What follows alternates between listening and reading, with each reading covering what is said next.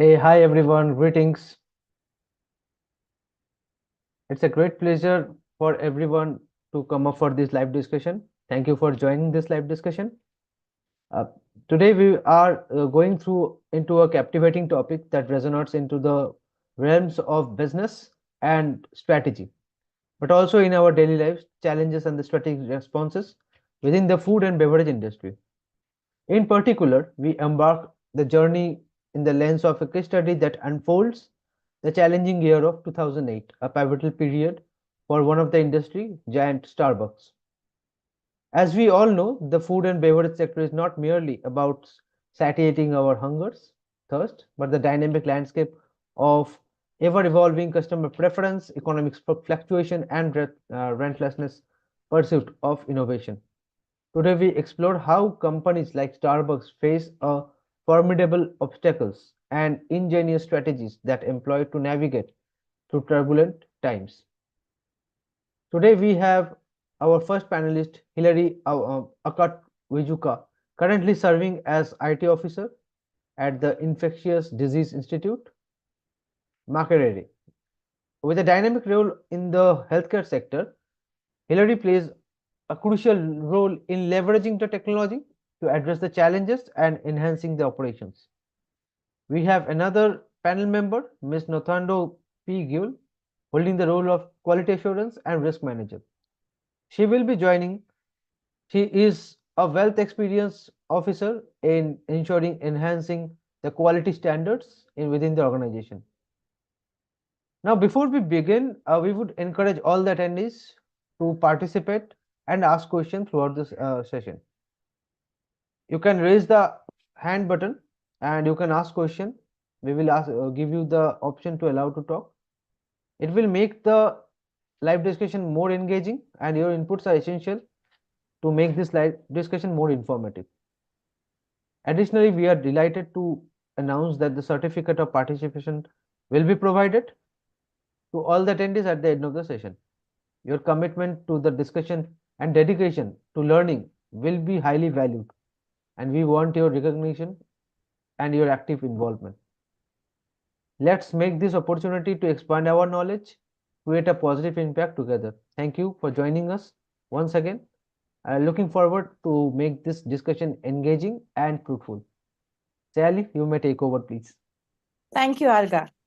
Good morning, good afternoon, and good evening to all the attendees here. I, Saili Joshi, Senior Learning Facilitator with Uni Athena, welcome you all today. Every day, millions of people start their day with a hot cup of coffee. And the brand that we are going to discuss today is a major contributor to that. And the number of coffee does not stop at one cup of coffee. So before we start this session, I would like to have a small brainstorming idea, or rather question to you. And it would be, how many cups of coffee do you have every day? I promise that I'm not going to judge any of you. So please give away your answers in the chat box. Meanwhile, we will have more learners joining with us today. So by the time they join, let us get to know how many number of cups do you drink every day. Arga, what about you? Let us start with you. I think 5 cups. Oh, seriously? Okay. I Okay. promised you that I'm not going to judge. I'm as we talk, I am already having a cup of coffee beside me, so no judging here. Yes, definitely. I mean, the coffee culture has gone beyond expectations in the past couple of decades, and it has become a completely different gathering, celebration altogether. Okay, so we are having a lot of answers. Okay, some people are saying 2 cups, 3 cups. Okay, just one. Okay, okay, fine. Okay. Thank you very much for participating in this question. Now, let us start with today's case study webinar. Today, we will be having a unique discussion about a very popular brand called Starbucks. And this brand has rose to popularity in last 20 to 30 years. So we will be discussing it today, the rise and the fall of this brand, what all challenges it had, what all different opportunities it had, what were the different unique selling propositions of this brand that really appeal to all the customers. And so let us discuss today, and we want all of you to participate as much as possible.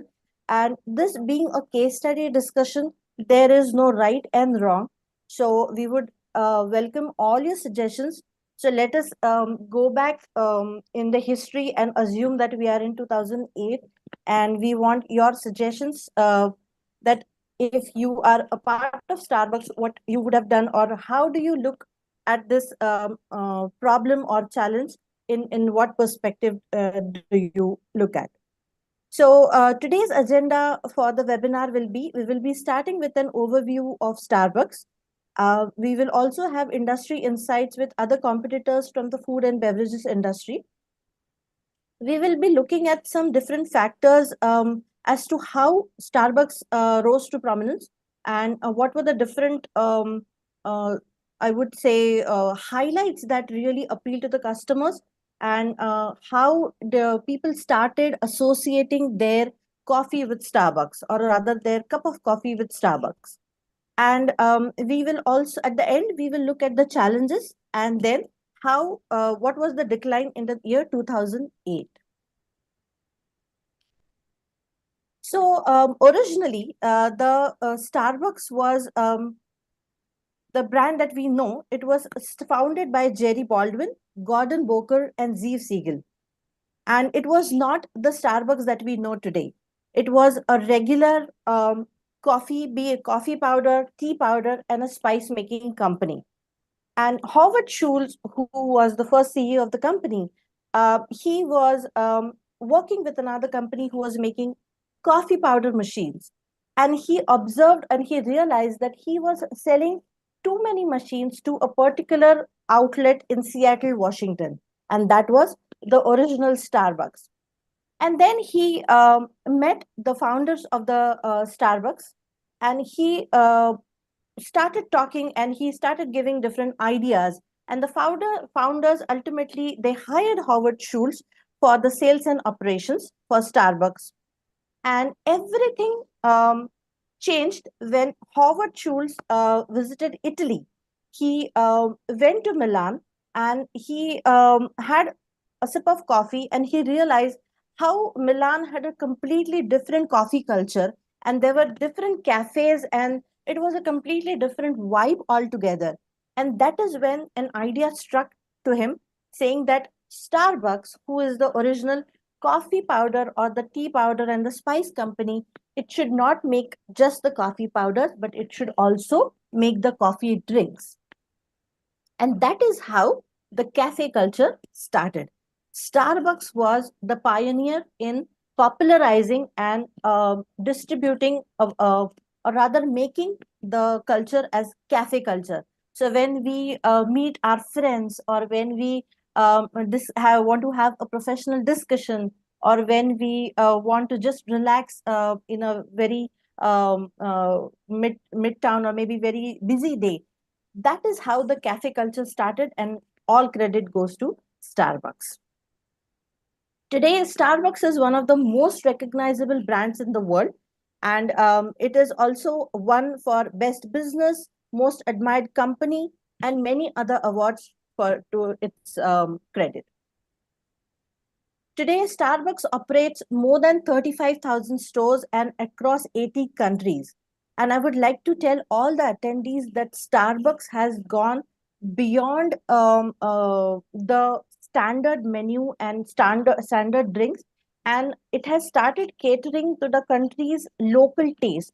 For example, Starbucks China have, they realized that it was not a very coffee culture but a tea culture, so they started amalgamating the local tastes and local preferences of the customers, and that is how Starbucks has expanded in more than 80 plus countries today. Now I would like to hand it over to Arga, who would be giving you the industry insight. Arga? Thank you, Sally. So the challenges faced during that time, during 2008, many of the company challenges had challenges by this 2008 downturn. One of the company is McDonald. Now during that time, what happened that there was a lesser income. So so McDonald was facing some sales issue. So due to that, what they did is they introduced some value addition menus and some healthier options. From this strategic option, what the thing they adopted was they acquired new customers. And during that era, what happened? Due to the lack of income, people used to get this value addition menu so that they can get good food along with less along with pocket friendly food, along with this in McDonald's menus. Can we have the next example? Same goes with Coca-Cola. So what the Coca-Cola was, there was a rise of healthy drink. So people were not able to consume sugar drinks because of the high carbonated sugar drink. So what was happening is people or the consumers, rather saying consumer were not able to taking the sugar drink because it was not healthy. People were having this diabetic issues. So what Coca-Cola comes up with healthier alternatives. They came up with teas. They came up with green teas. Then water bottle, that is mineral water bottle. So like that, they also came up with this strategic option to diversify the menu, to diversify the products. Okay. Can you move to the next? Yeah, thank you. Similar, another company, another beverage company, PepsiCo. Same issues, health conscious consumers. People were not able to consume this carbonated drink which has sugar, caffeine. So people were like become health conscious. So what they did, they again diversify their product. They came up with healthier snacks. They came up with fruit juice, like Tropicana is one of the company we can recall. So alternate a way of diversifying the same food give them a strategic boost to in the company. And last but not the least is Nestle. Again, the similar issue. People were concerned about health, and people were not able to go through Nestle's product because of the health issue. So what they did, they came up with health-oriented products, which were less in sugar but good in health, good for health. It was not impacting the health. So Nestle was also able to diversify the product using this health strategic change. So I would like to ask our panelists, Hilary and Nathondo, so if they can give some examples, if they know certain examples which has done some strategic change, not in the 2008 era, but any other company like they can recall of. Hillary, Hil- hello? Hello, are you able to hear me? Yes, yes, we are. Thank you so much for the opportunity. Sirari Akatijuka from Uganda. I hold a bachelor's degree in computer science, and I'm privileged to be part of this panel. Companies that have really thrived through this kind of arrangement. An example would be, I would give an example of here in Uganda. We have a company that supplies food. It's called Cafe Javas. During that pandemic, or during the pandemic, during COVID-19, it can also be related to like the crisis, financial crisis that happened in 2008. There were so many strategies that were brought in to make sure that so many customers come in during the COVID-19 pandemic. They introduced so many ways on how to deliver foods in people's homes during that crisis. And from the normal way where people were supposed to be gathering and having a cup of coffee, then having a snack, it was normal. So they opted to having these foods delivered using some online applications that could be used on a laptop or computer. And hence, during the crisis, they were able to get so many sales as they adopted towards that crisis. Over to you. An example was Cafe Javas for here in Uganda. Great, great. And Ms. Nothando, any other example you can recall of? Good day, everyone. I'm Nothando Gule from the Kingdom of Eswatini, formerly known as Swaziland. So that's what people call it. We've also had a couple of crises. We had COVID, obviously. We also had, followed by some, for the first time ever, a political uproar or uprising.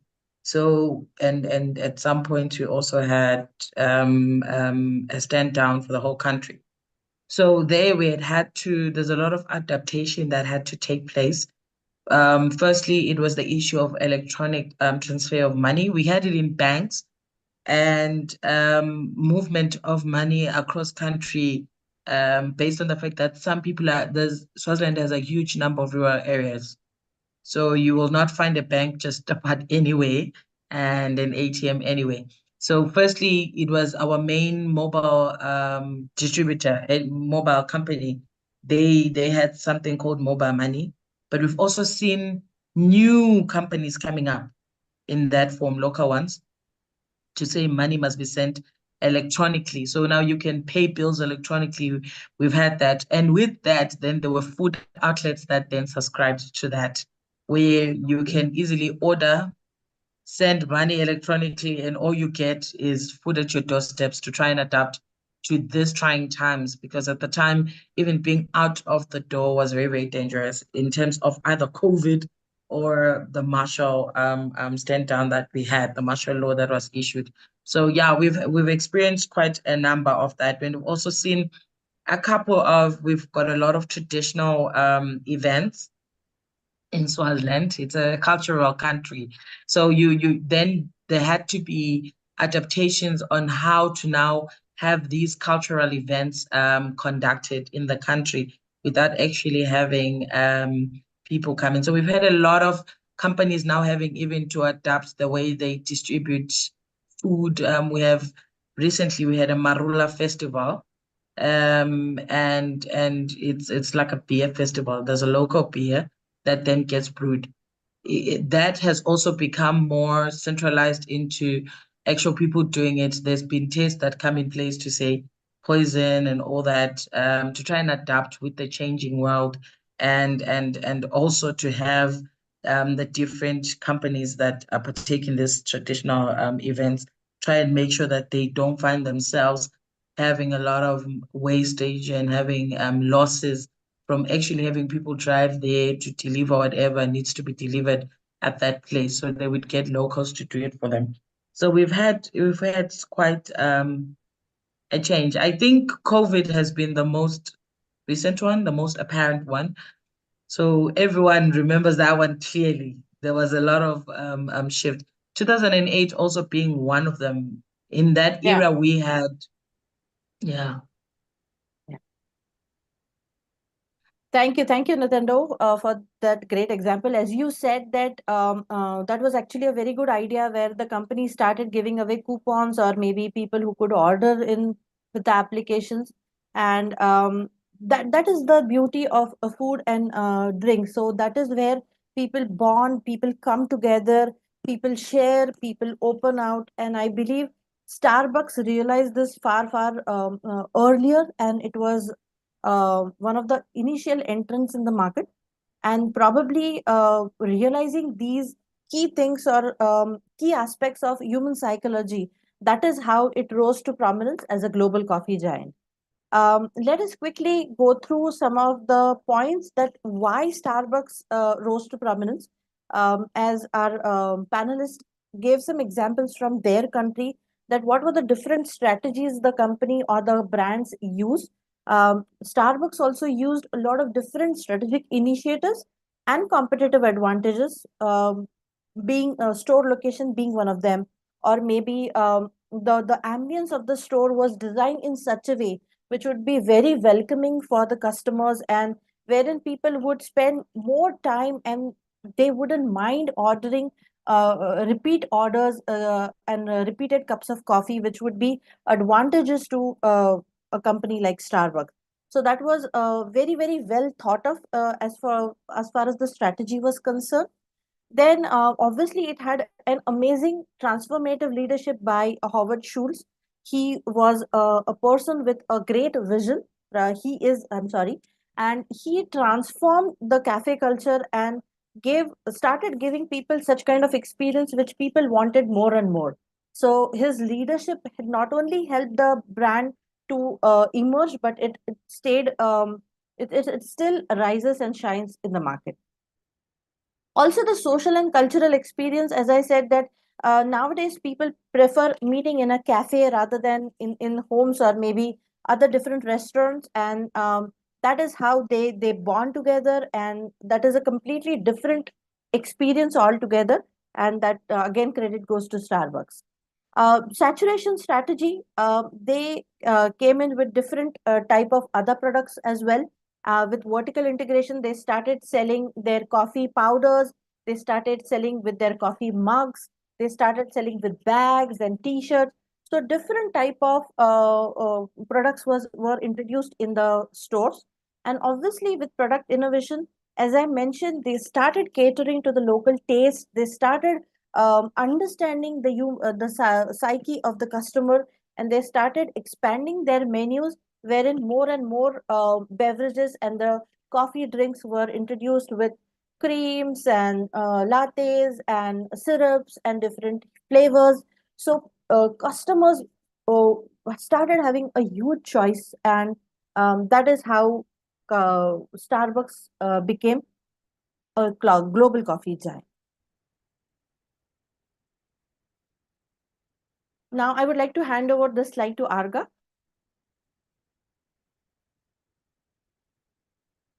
Arga? Yeah, sorry, I was. So there are certain reason for the decline of this Starbucks scenario. I would like, can you give a, yeah. So the first is the economic downturn. So due to 2008 recession, there was economic downturn. Due to that, there was a decline in the market share in Starbucks.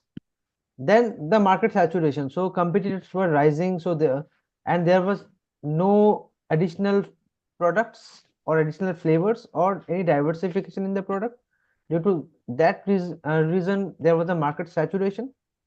Again, due to the new CEO, the pricing strategy was being criticized. So due to the huge amount of product diversification, consumer were confused and there was a criticism in the pricing. So either they can't afford due to the economic downturn, or it was not properly associated with the product. The sixth one, fourth one is the competitive pressure. Obviously, Starbucks was having that monopoly of coffee, but apart from that, they had some other products, and along with that, they had the other food and beverage industries, like as we have seen, McDonald's was there, KFC was there. So due to that competitive pressure, the new CEO, Mr. Donald, has came up with the diversified menu, and they had certainly faced all the competitions. And due to that reason, later on, what we can notice is they had fall into the. We have seen the graph that they have fall in the later stage.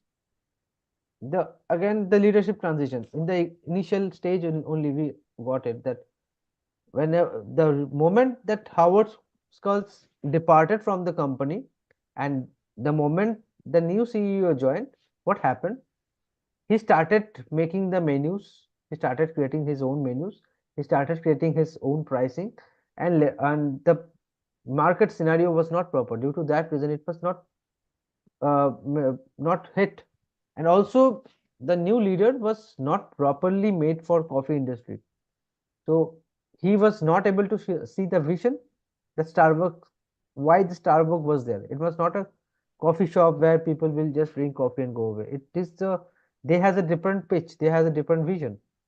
So due to that transition in leadership, there was a decline in Starbucks. And last is the image and perception issues. Obviously, like we know Starbucks as something else. The brand image represents something else.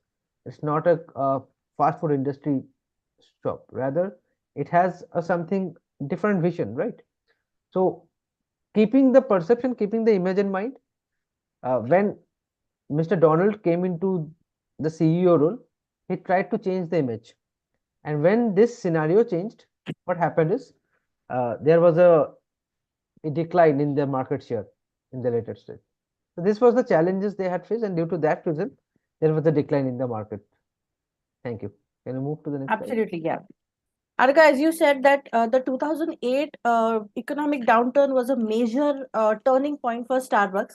The different It the was one of the biggest factor, not correct. because yeah, it was one of the factor Yeah, because yeah, the income group has suddenly gone down.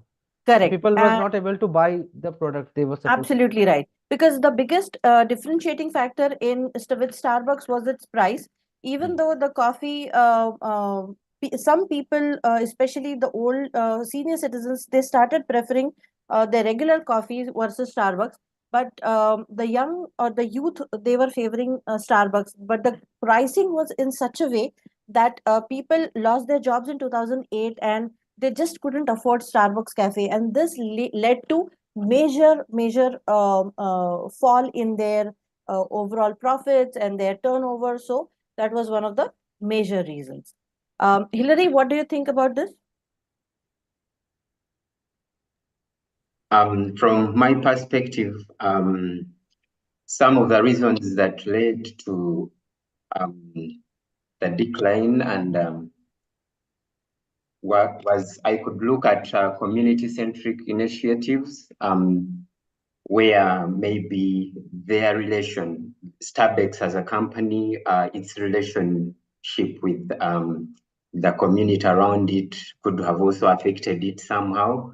And the other point I would look at would be product diversification and innovation. Starbucks could have looked maybe at the perspective of innovation that could have also maybe affected its coffee during the crisis. Because as the crisis came in, as Aga mentioned, the financial crisis was too much to everyone, and people started tightening their belts. So you'd find instead of going for expensive coffee, they would actually prefer going for either cheaper options or doing that coffee from their home places. Then the other option would be looking at maybe operational streamlining and efficiency improvement. This also could have maybe affected the company, the way Aga mentioned about it, oversaturation. The company itself put so much resources in over expansion, hence not concentrating on maybe renovating the stores, on how the outlook, and this could have also affected Starbucks as a company during that crisis. Had the company maybe tried to use those resources maybe to renovate the coffee stores, that could have also improved and money that was generated during that crisis. And maybe I could also look at the strategic geographic expansion. During the expansion, they didn't do a feasibility study to find out which places are over-concentrated, and they ended up putting stores too close to each other, which brought in competition from other coffee sellers, including some that were doing food and again coffee. So Starbucks as a company experienced a lot of competition from certain areas where different points were circulated. Then the other point I would also look at would be maybe looking at sustainability and social responsibility. If Starbucks had maybe looked at maybe its loyal customers, giving them incentives and maybe doing promotions and so on, it would have actually not been hit hard by the 2008 financial crisis. Maybe also the management strategies, having had a shift from Howard, who was actually a visionary leader, to the new leader also could have affected Starbucks as a company so much, because his agenda was different from what the founder or Howard himself had put in line before, because he was concentrating on coffee as a business, but when there was change of management, they started introducing in some other items on the menu, including food, which could have also tarnished the image of Starbucks as a company. Sally, Over to we you. have Ashish. Hi, Okay. Ashish Kanal. Ashish, can you hear me? You can speak. So, Hi, Ashish. Ashish, you can give your insight if you want, Ashish, because Ashish has given a good insight on Starbucks. Okay. Okay. Hi, Ashish. Can you hear us? Hello?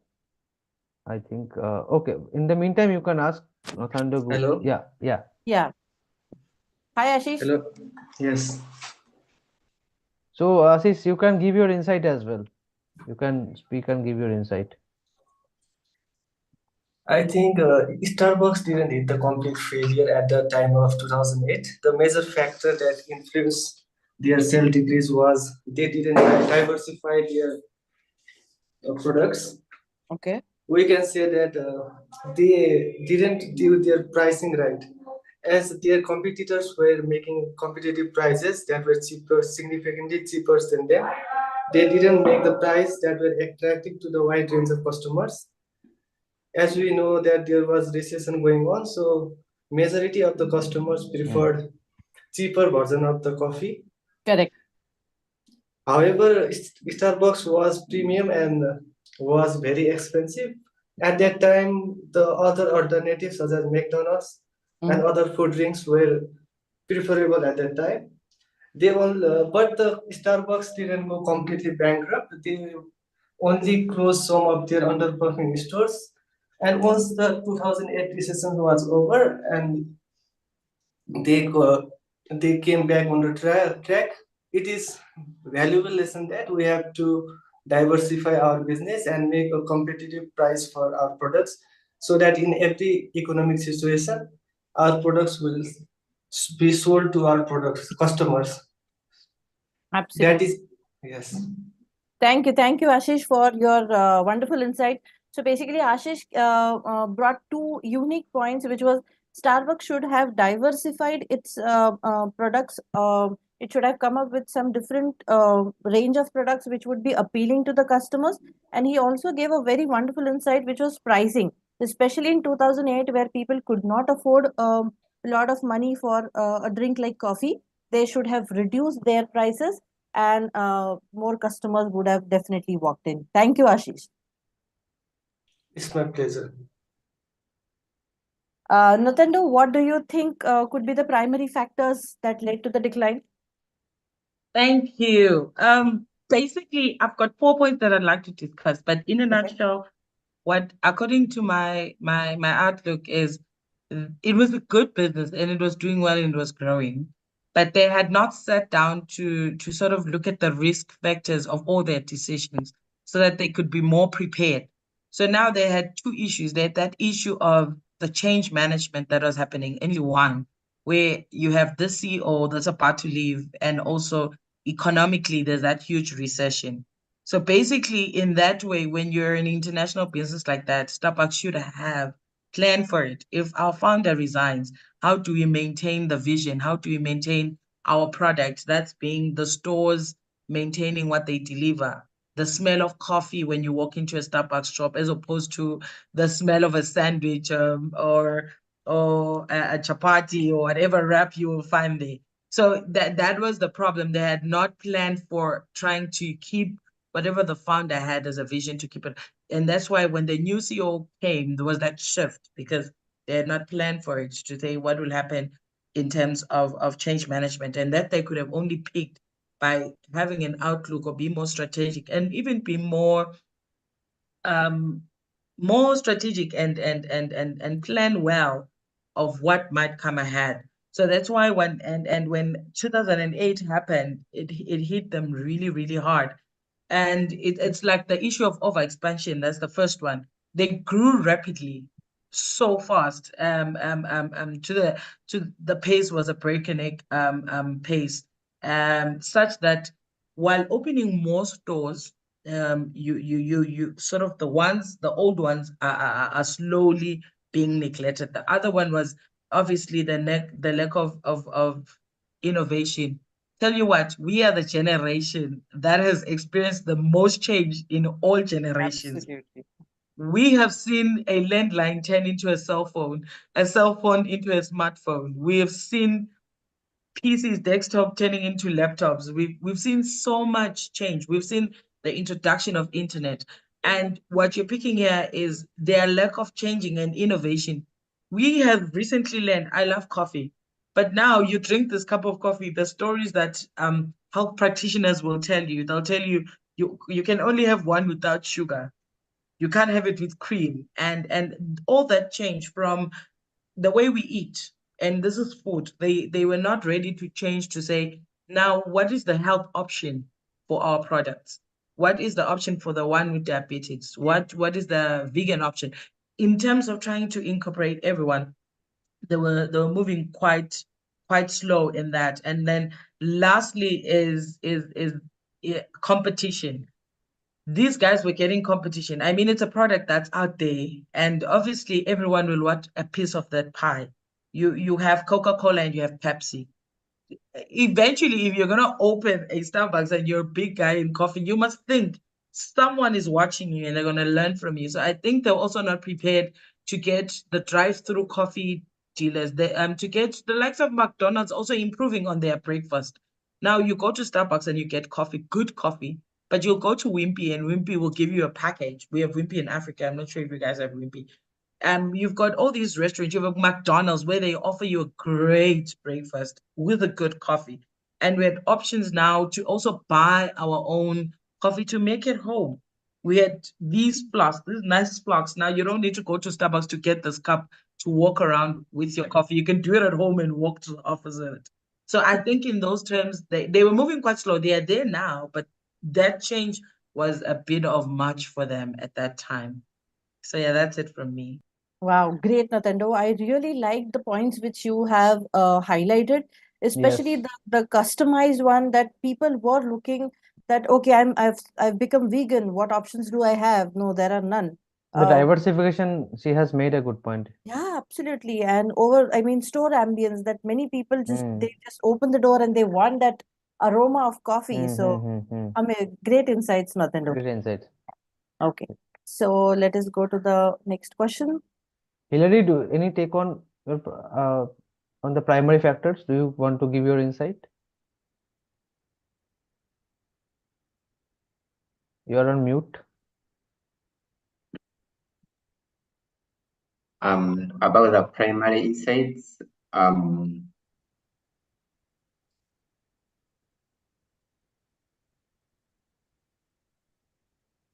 Sorry, Aga, come again. I didn't get the question well. Sally, can you move to the Yeah, previous yeah. slides? So we have the question that what are the primary factors that led to the decline of Starbucks sales and financial performance in 2008? Oh, okay, I'd given a submission, but I highlighted you did. about the pricing. Yes, I came in before that too. Okay, not I at all. gave insights about the pricing, Ah, then okay. community-centric initiatives, and so on. Yes. Okay, so let us move to the next question. How did the economic downturn of 2008 affect Starbucks? Arga, do you think any of our attendees would like to answer this question before we go to panelists? Definitely. Yeah. If anybody want to answer this question, panelist, you Please. can you can raise your hand and you can ask the questions. I am. You can We mute, have unmute UD. You can Ashish, you can give your insight. Then we have Tazawa. Everybody can speak. I have given you the option to speak. I have some insights on Yeah, how please, Ashish, please. economic downturn of 2008 affected Starbucks. As we know, the 2008 economic downturn was mainly due to the lending practices involved in the housing market, that was mortgage sector. So businesses were getting less and less money during that time because there was shortage of that due to the unnecessary lending practices. So Starbucks was really getting money for expansions, and the money they were previously spending was not good enough to diversify their products and bring them back on track. Great. Okay. And Thank you, Rosie, do you have any insight? Yes, thank you so much. Yeah, Thank you Rosie, so much. please. Yes, so I would like to make a contribution to the first question and then to the second question. And I have like a four points made on the overview of the whole problem. And my first point is that Starbucks was operating on a more monopoly kind of mindset in a very competitive environment.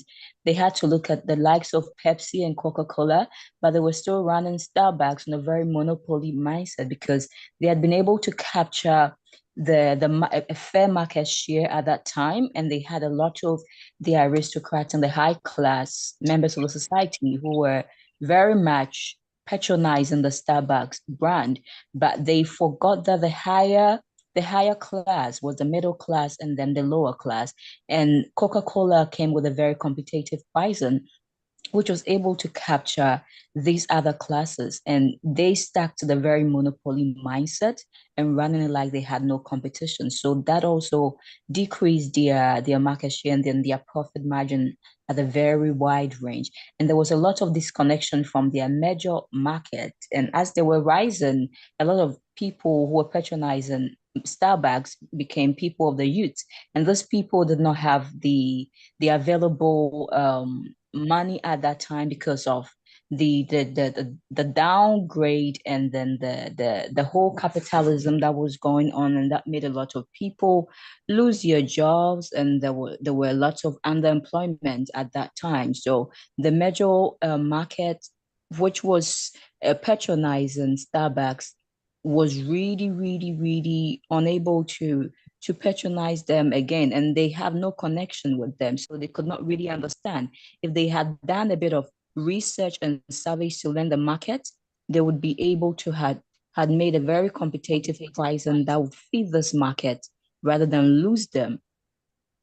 Yes, and there was also a lack of research and survey to understand the perception that Starbucks had out there, and that was what led to their whole perception and branding issue, because people only could associate Starbucks with the higher class, and then they also wanted to have the lower class money and the middle class money, which was not feasible, I should say. And then the expansion on the market was going at a very high range, so they were not able to catch up with everybody, and that was also a problem for Starbucks. Thank you. Thank you. Thank you, Rosie, for those wonderful insights. I really like that when you said that Starbucks should have come from the monopolistic mindset. When they started rising, they thought that okay, we are the rulers of this market, and they should have come out of that mindset. And Exactly. lack of research is also a wonderful insight that Rosie gave. That they should have tried to understand the changing customers, especially in 2008. So people who do not know what happened in 2008, the US housing market crashed like anything, and the housing property markets, the prices were lowered, and the whole world was affected with this crisis. Mm-hmm. So let We us go have, to our panelist. Yeah. yeah, sure. Hello. Yes, So yes. just to contribute on the economic downturn Okay. of 2008, it really affected the globe, such that with this company, maybe some people did not had thought ahead of what kind of challenges they could meet before the crisis. However, this has been observed in many economic or many business entities, with many business entities where they are unable to foresee or maybe to plan such events, because on them they had this challenge strike down to the employers, where they had to trim a number of them and also lose customers due to other companies who were giving them market, who were giving them business, had also to turn down number of employee and everything. And also they had to meet a number of competitors, whereby when you are doing a business, you should also think of what can come tomorrow, or what can come as the counter reactors. What kind of attitude can they have towards your business? Because they already saw them as the people dominating the market. However, others wanted to challenge them. Others wanted to see them not doing as much, or others wanted to see themselves doing as much more than these guys they were doing. However, they had to plan everything. And maybe sometimes this economic downturn had a very big impact on them, because it's like a blow. Looking at the graph, it was going from down to from up to down, which had no any profit, which had no any kind of impact in terms of income, and it had only a downfall which couldn't be stopped at any given time, because there were a shutdown in most of market areas or business places. However, they were unable to contain the pressure, and then they kept on reducing on income, and then doing much with the outputs, such that they were able to pay. They were paying bills, they were paying workers, they were retrenching, but as they retrench, they were also giving them package to go out with, in order to have them sustained. So that contributed much on what on their downfall. However, this is a wake-up call even to some business entities at this moment, to look up to such challenges. Say, okay, if in 2008 we had this, what more can we have this time around? Because this is not a one-time issue, but it keeps on going, it keeps on coming time and again. So, and companies, we need to plan for what we can have ahead, or we need to plan for such incidences. Like at one point, I remember people saying in their budgets, they put miscellaneous. So in their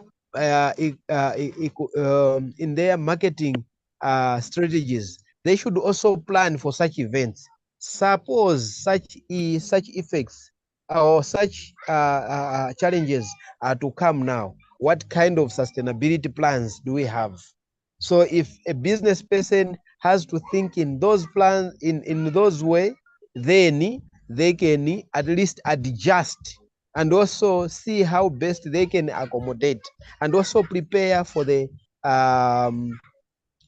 challenges, because Great, challenges great. are always there. Yeah. So we Agreed, really agreed. need to see them do Completely things agreed, John. in that Yeah, direction. yeah. Thank you. Completely agreed. Thank you, John. Arga? Natando, Yeah, what do you think? yeah, Yeah. please, Nathan, give your answer. Hi, you know, as I think the previous presenter just brought it up, it was an issue of them being prepared. So now and most literature will make it come out and take out the effect as what the decline of economic status caused. But there was a speaker before the one that we had that said, I think it was Rosie, that said they had not tried to cater for all market levels, because now this is an issue of someone knowing that a cup of coffee from Starbucks is a priority. And even if I change my economic status, I will still afford it. So how Coca-Cola, like we say, does it is when you buy in Africa, you would find half the shops in the rural areas or in the village, they would have a sponsorship from Coca-Cola to do marketing or to paint it. This says one walking into the shop to get a loaf of bread will walk out with a liter, or if you can't afford a liter, it's half a liter, or whatever the case may be. On a hot day, it will quench your thirst. So here, what happened is the economic downturn found Starbucks in a place where they were way above their budget without planning for it. Then they found themselves having to close shops, because now their indicator of success was opening as many shops as possible, not necessarily trying to make these ones, as we discussed before, diversify, make them look better. So that it then meant you need to rethink your decision and close. I think they closed about 300 shops. They lost 6,000 plus employees at the time. And the thing about losing, it's not just closing shops, but you're also losing experience. You are losing organizational knowledge in terms of improvement. You and like John has said, you also find yourself having to do payouts. So it's not that you're not getting income in terms of sales. You're also losing more money because you're going to be paying severance pays for all these 6,700 people that you've done. You've done investments, you've got assets that you bought when buying this shop. So you now need to dispose the assets.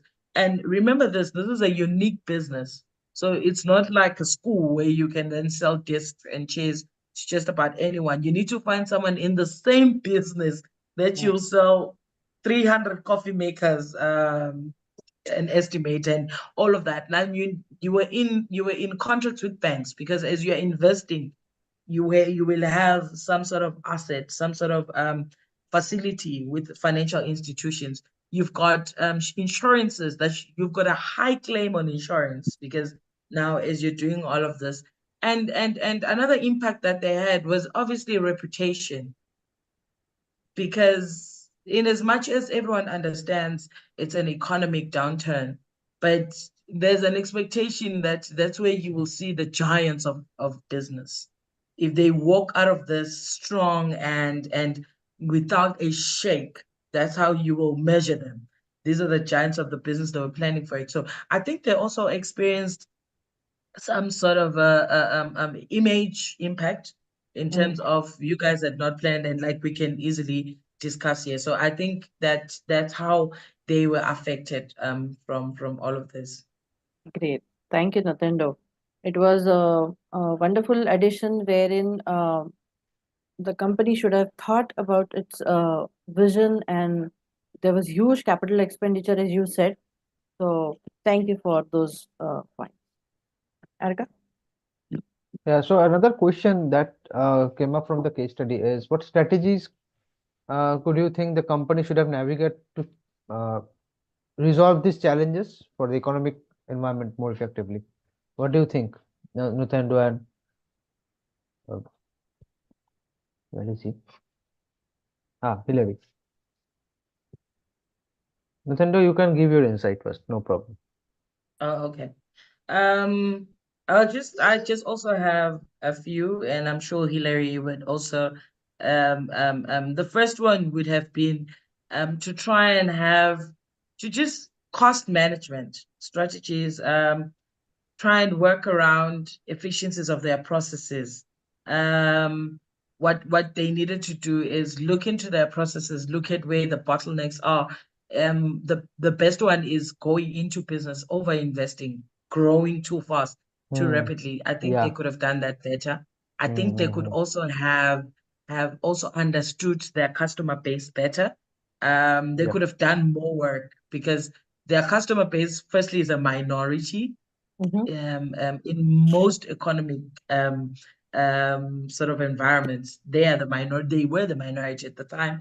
And secondly, them being a minority, they are highly dependent on the movement of money in the world. So if economy goes down, they will also go down. So I think they could have done it.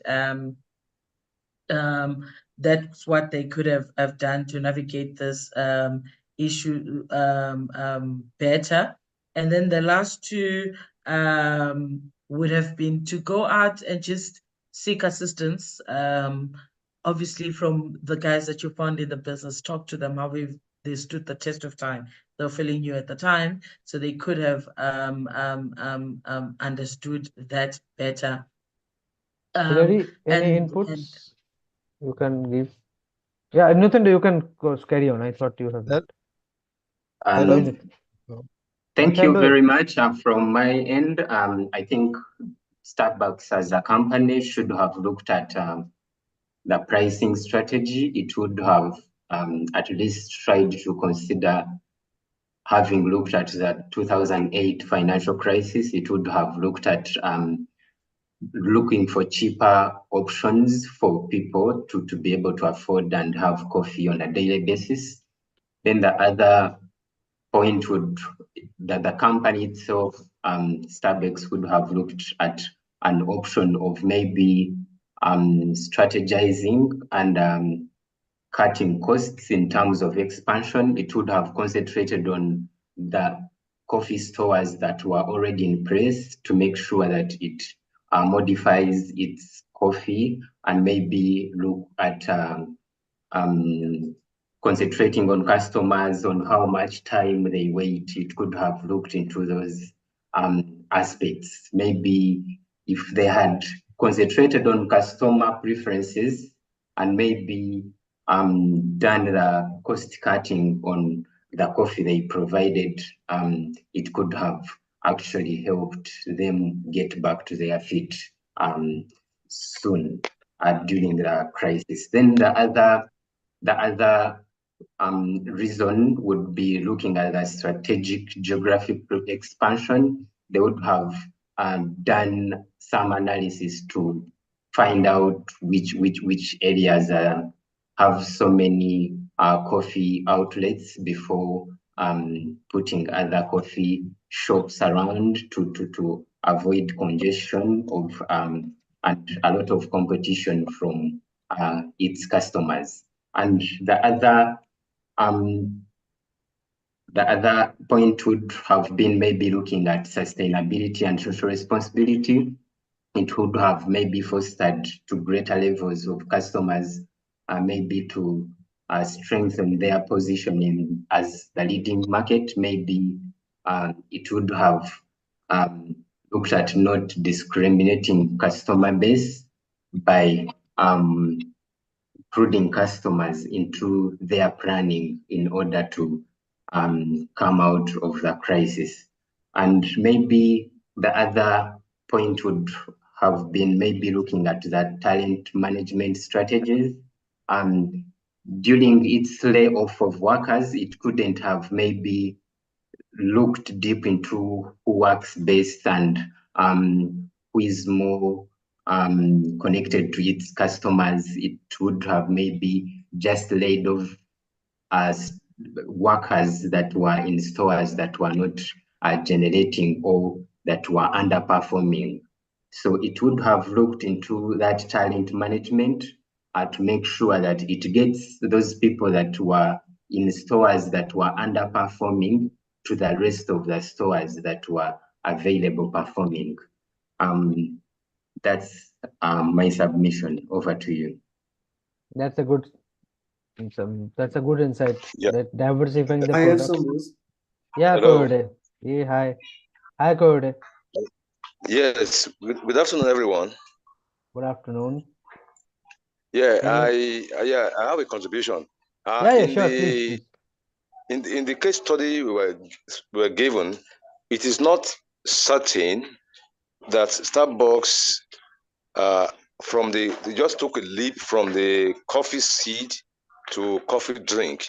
I didn't see that they went to actually study the coffee drink market before they went into it, or maybe he went back to Italy where he saw the idea of the coffee drink to see how the coffee drink market succeed in Italy before bringing it to the US.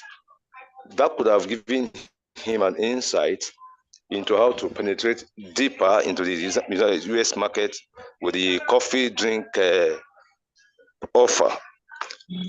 However, when the problem came, they could have actually went back into research to know how to penetrate deeper into the market with the coffee drink offer as against the coffee seed they were doing before. So I'm not sure they did that. So that's just my contribution. Thank you. Thank you, Coyote. Yeah, he brought a wonderful insight that when Howard Schultz went to Italy and realized that this cafe culture should be brought to the United States, he did not realize that how the American market would react to it. Or so. Thank you for your contribution, Ma'am, Coyote. I have some contribution to give. Hello. Yes, Ash. Can we take from John? John, he's been trying to. Yeah. I Yes, will John. give wrap I up didn't my get views first. I have collected some points, so I want Yes, to yes, give Ashish. some Yeah, insights. yeah. Please go ahead. Please go ahead. Some of the strategies that Starbucks should have implemented are as follows. First of all, they should have been focused on the customer experience. First of all, improving in-store experience. They invested in making their stores more inviting, comfortable, and emphasizing cleanliness, friendliness, and efficient services that will have retained their employees. Second one is enhanced customer engagement, increased employee training on the customer services, and created initiations such as coffee talks to foster connection with customers. Second point is product diversification and affordability. Introduce pipe place roast, more affordable coffee and varieties of coffees would have increased their shares. And second one is expanded food offerings. They should have introduced more affordable food options such as breakfast sandwiches and pastries to provide a cost-effective alternative to a solely purchasing coffee. Third one is streamlining operation and cost control, going online. Closed underperforming stores should have been closed there. Negotiated with suppliers, they should have negotiated with their suppliers so that they could decrease their cost and cost management would have been effective. Fourth one is leveraging technology. They should have introduced mobile apps such as nowadays many businesses are going online, allowing customers to pay and order online in advance, reducing waiting times and enhancing convenience. Second one is social media engagement. Increase engagement with customers on social media platforms, building brand loyalty and promoting new offerings will have made their image more prevalent there. And last one is leadership change. Howard Schultz returned in 2008. The company's founder, Howard Schultz, returned as CEO, bringing his experience and focus back to the core values that established Starbucks' success. This shift in leadership helped revitalize the company's vision and direction, which was positive step-centric.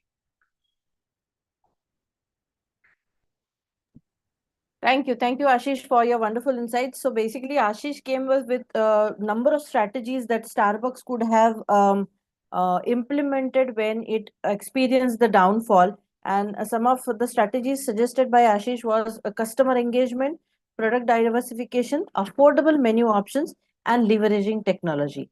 Thank you, Ashish. Arka, do you think any of our attendees would like to contribute to some strategies Uh, which they think? Or should we we have move on to Okay. the next? we have John. Thank you so much. He is waiting. Yes, John. All In right. the meantime, you Thank you can so move to much the for next the slide. opportunity. I looked at a number of them, but many has been spoken by my colleagues, and I feel the other thing that the SB had to look into as one way of strategizing its navigation was to look at the option of technology. You know, there are companies around some strategically positioned business areas that wouldn't want to see its workers going out.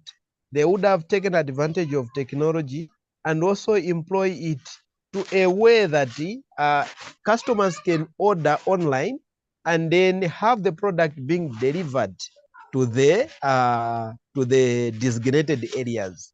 That was also going to be one of the options that the customers could really love to see things delivered to them on time, and also having cut on the traveling cost on their part, or consuming time of them moving out of the offices, taking the other direction to look for food and everything.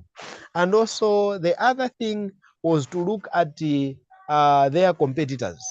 If I have a competitor as a business person, I should always think of what kind of product do I have that my customer, that my competitor have, and that is beating my market.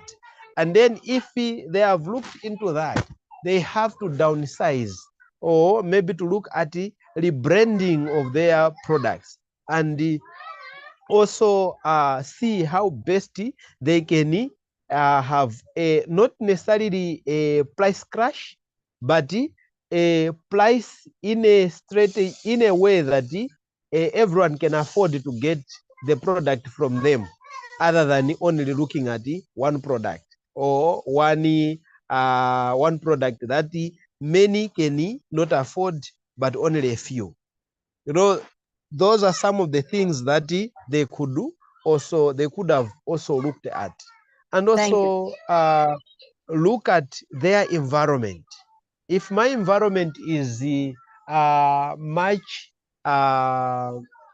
surrounded by competitors, they would have also looked at the far destinations where these people are not there. Because as in business, when you are properly situated at a point where customers have identified you, many will be looking at the same environment, so that they also bring competition to you. So they would have looked further than their original destination, so that they are able to provide market to other areas. And so thank you so much. Thank you, Thank John, you. for your insights. I appreciate the points which you contributed. However, I would like to tell all of you that we are going back in the year 2008, wherein technology had started. Social media was not that dominant as we have it today in 2024. So we have to go back 15, 16 years back and think from that perspective. So I would request all of you to do that. So let us go to the next question. What Yeah. lessons can be learned about expansion strategies in response to changing market dynamics? Nathando, what would you like to contribute with this question? Thank you very much for that. What could be changed in terms of the lessons can be learned about expansion strategies in response to changing market dynamics? I've got only just 3 things. The first one is consistency. The more you create a consistent service delivery to your clients, you gain their trust. They become family. They want to be with you. They want to stick with you, whether they see you growing or not. So consistency helps, knowing that you'll be there, not that you open today, then a couple of days later you're closed. So consistency is also one of the strategies. And the second one is communicate and interact with your clients. Have campaigns. For the most part, communication it's posters and all of that, but you also want interaction. What we have mostly in Eswatini, we have things called oh, sorry about the camera. We've got what we call road shows. Successful businesses will do that. They will communicate, they will interact with their clients. They'll be out there speaking to them, hearing from their users what happens. They'll introduce new products there.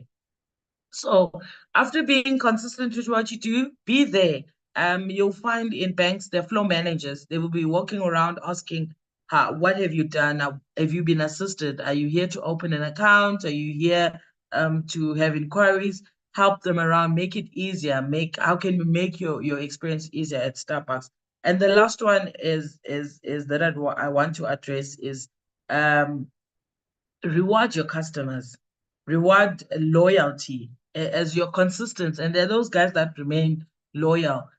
Reward, it doesn't necessarily mean give them a cup, but just to say your third, fourth cup is free, that creates that second, third cousin relationship, and you don't want to let down family. So those marketing market dynamics that you want to do for a brand like this, if they had just created that sort of interaction, because I mean, they speak of Howard as an empathetic leader. The one thing that should have been extended was that those goals to be more empathetic, and trust me, Starbucks would have gotten that empathy right back at them from their clients to try and respond to that. Be more interactive.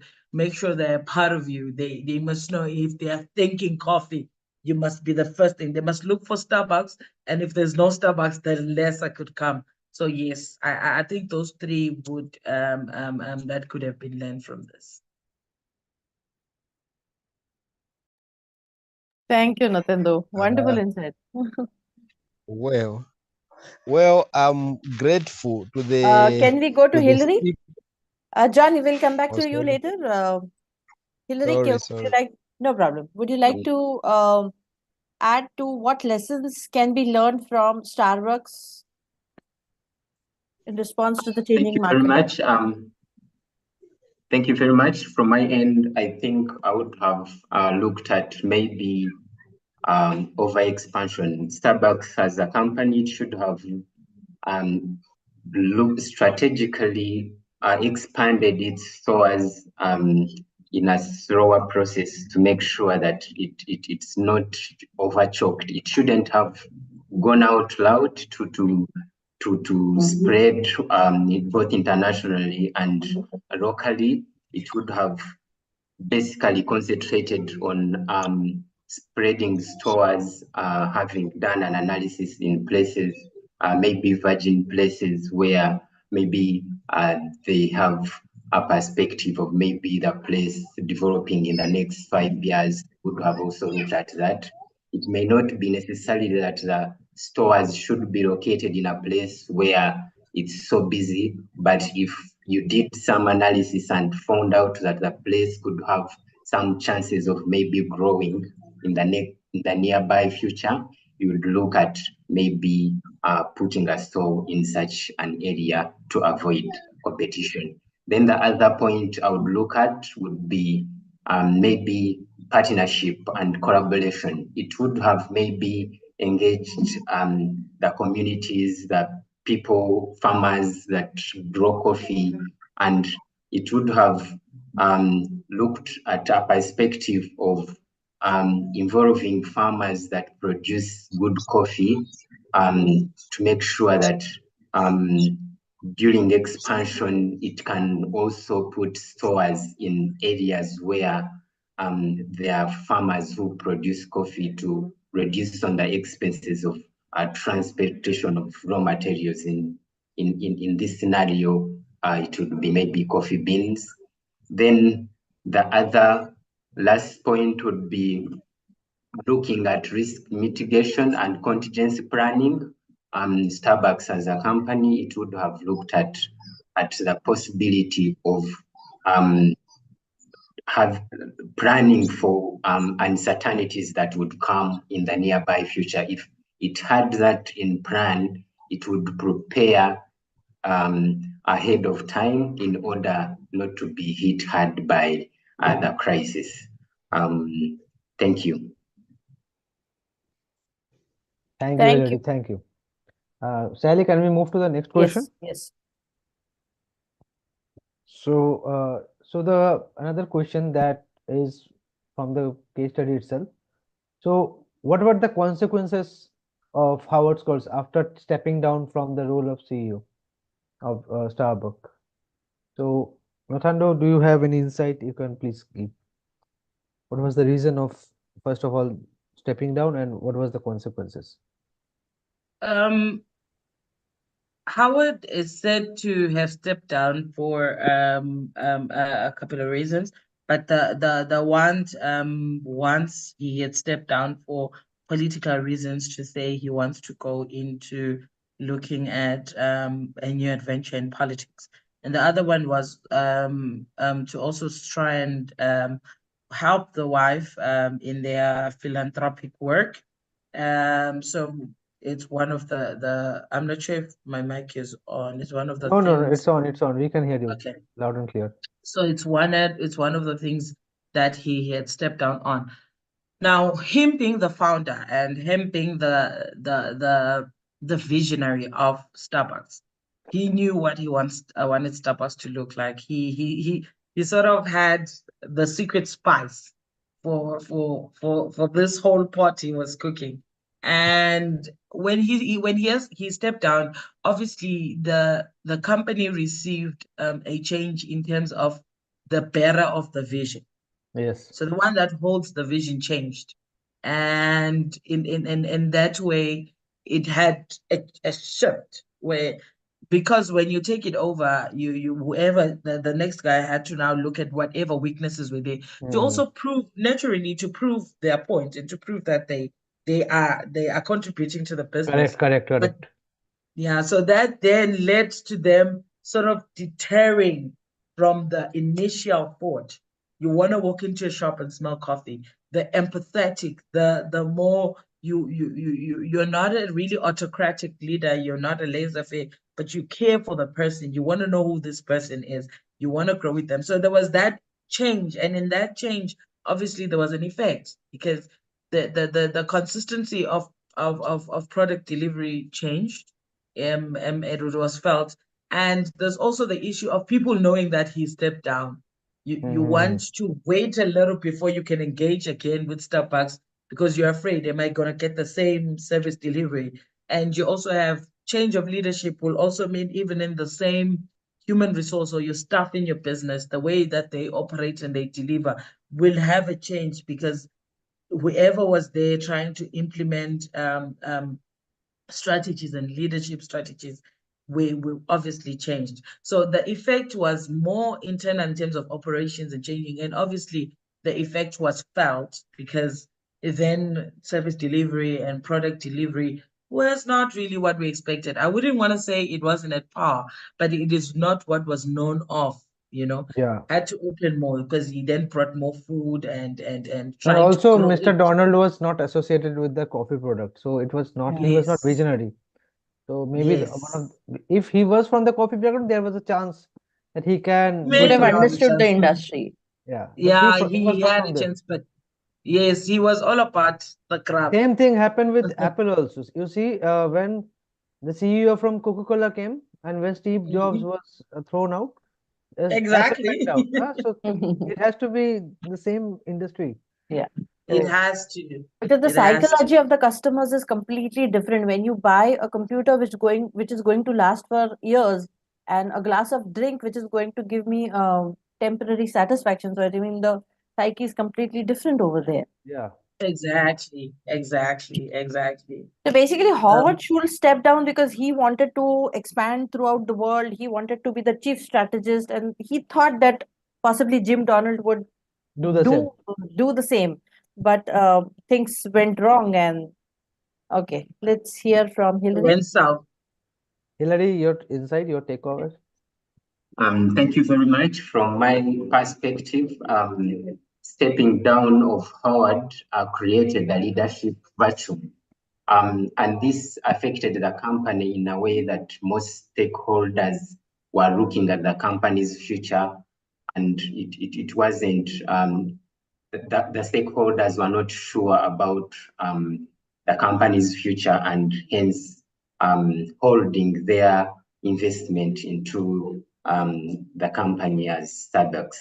And the other point I would look at would be maybe the way they approach the strategy of reassessment towards after Howard had stepped down, as they were doing an assessment as a new leader, he could have maybe deviated from what Howard, as the founder, had initially embarked on.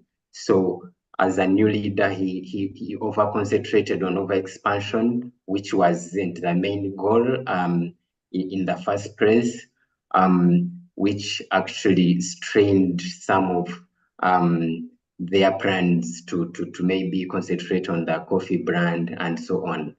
Then the other point was maybe the investor sentiment shift. If maybe investors were looking at investing more in Starbucks, having seen that the prominent leader step down, they now opted for other option of investing their money as they watch the Starbucks as it progresses during the transit of their from the old and the new leader. Then also the brand perception during his step down, most people had a culture that Howard, being the founder, was like everything. So when he stepped down, most analysts looked at it as something that would affect the company so much, and most analysts thought that it wouldn't thrive without his engagement. The last point is maybe the importance of succession planning. Him stepping down actually shows that so many companies should have a contingent plan on leadership transition. It should be in the pipeline that you train your predecessors to make sure that if they are taking on a role, they're already trained and they are fit for the position, not just ambushing someone and put them into a role that they haven't been in before. Because Donald was more much experienced in supermarket, and he wasn't good at coffee shops and so on. So if companies look at succession planning, it would be a better idea. So Starbucks as a company showed a gap that it never had a succession plan in its programs. Over to you. Thank you, Hillary. That was a wonderful point that companies do not plan succession planning because, frankly, very few companies prepare for the worst. And 2008, it was such a booming market before that, and very few people could see the 2008 coming, and they thought that everything was rosy.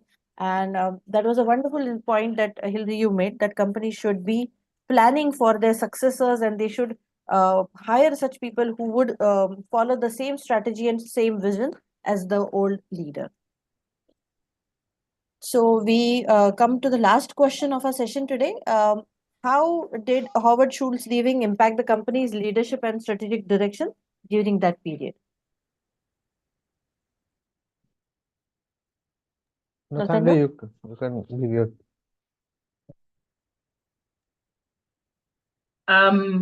Yes, it forced them to make certain uncomfortable decisions. And that time when he left, it forced the company to consider certain things that now they are implementing, like as suggested by Hillary, the issue of succession planning. So if you remember very well, and I think you got that it was a people-centric company, and the way it did it was just saying people must get what they need to get before they leave. That was the leadership style of Hillary. But now the company then had to change their strategic direction and their leadership style to be more of, because they had picked that there were issues with handing over to someone that was not prepared for the position. So they had to be more strategic in terms of succession planning. They had to the organizational culture had to be maintained with every CEO that comes in. So then they had to be forward looking and in terms of attracting more managers and leaders in their company. So they had started planning for succession within the company. And then they also as top level, so it will be your middle level manager, and training them in leadership and having them have them accept the vision, learn it, take it as their own, have more of a founder's mentality sort of way of managing the company. And this was made very apparent and understood by all at the time in the organization. And previously they also had a Coffee Master program that was introduced to teach all employees on Coffee Master coffee mastering, but that was a bit before there. So on top of them being trained, which was also a good thing that they had been doing, the mastering of coffee making, they also added succession planning. So now on top of you being like the owner or being like the founder, Howard, being a coffee maker, they also get intentionally prepared to grow, and it had it being ingrained in their way that they grow in leadership. So that helped a lot, the combination, to see this person must know and they must know they are next in line. Yeah, great insight. Hillary, can you give your insight? John, can you wait for a Thank moment? you. Okay. Let Hillary speak, then I will give you the time. Okay, thank you very much. Yeah, strategic please. direction towards what changed as a company in terms of leadership and strategic direction. Donald also embarked on some ideas that Howard had put in place. An example was expansion, though he overexpanded, but he also continued with the initial plan of Howard expanding both locally and targeting international markets. So this strategic direction was continued by the new leader, Donald, after Howard stepped down. Then the other point was he also introduced foods like on the menu, which wasn't there before. Him as a new leader, he introduced other menus, including foods that were provided during around those stores in order to attract more revenue, which kind of distracted the original initial plan that Howard had put in place. Because the company's image was to look at good coffee and provide better coffee options than concentrating on foods and so on. So somehow the new leadership deviated from what Howard, the founder, had put in place before he stepped down. And thank you very much. That's my submission. Over to you. Sally, we have one attendees, John. He please. want to. So John, Yeah. can you give it? Thank you so much for the opportunity once again. I feel whenever there is a change of management, there should be a strategic transfer of skills and also some insight about the company.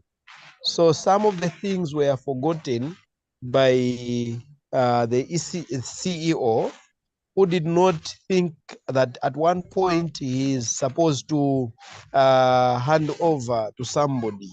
However, that was done abruptly, such that the person who was taking over wasn't much equipped with the skill on how to go with the coffee shop business. However, this is when we are seeing the introduction of certain commodities that wasn't even thought of, and maybe it wasn't in the plan of Howard. So this is the reason why it has received so much impact, in such that they could not progress as per direction of the owner. So there is one lesson that I've picked, that if you see that there will be at one point you change your idea or you change your vision to something else, it's better you transfer the skill and also the plan to somebody else, whereby that person will not even think of changing their way of doing things, but to maintain as per your vision. Because the vision carrier and the vision follower, they are two different people. So what you do to have something that is of one aim is to make this vision follower to blend in and understand the whole concept of your idea. Thank you. So Thank true. you. Thank you, John. So, as everybody has contributed to this question, we could see that Jim Donald came from the supermarket industry, and Howard Schultz thought that he would be the fit for Starbucks, which was not the case. So here we wrap up with the case study. Arga, would you like to conclude? I'm sorry. I think we have one more question. So another question is, in what way Starbucks brand image and public perception change in 2008? Am I audible? There is some issues coming. Yes, you are. There is some sound issue coming. So Nathando, you can give some your brief over this.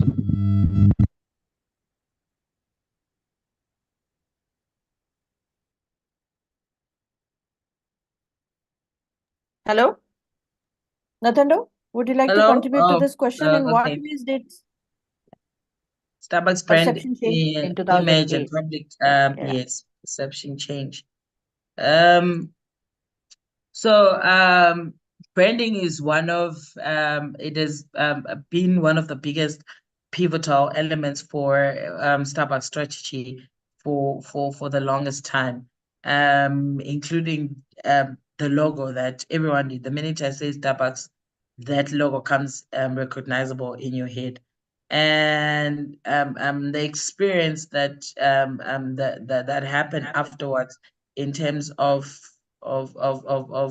the changing and the brand and it going down, it did bring a sort of a shake, obviously in terms of consistency. That's just the one that I'd like to speak of. In terms of that brand was known, it was a strong brand. We knew what it was about.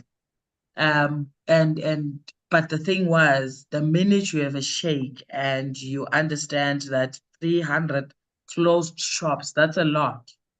Because Yeah. where you found a Starbucks shop opened, and the next morning you're walking there and you don't find your cup of coffee while walking to the office. So that brought a shake. It lost a couple of their people, though to some extent, to those that had hoped or that had lived on it, it was a personal heartbreak in the sense that some of them couldn't afford it. Some of them understood, but you could understand now that's only the elite. It's a minority. For someone that's just always looking and had sort of an envy to say, I want to afford a cup from Starbucks in my life, and all of a sudden it closes. So it did bring over scare in terms of brand consistency, and it also brought that uncertainty to say, can this brand be trusted? Can I trust it to have it in my mode?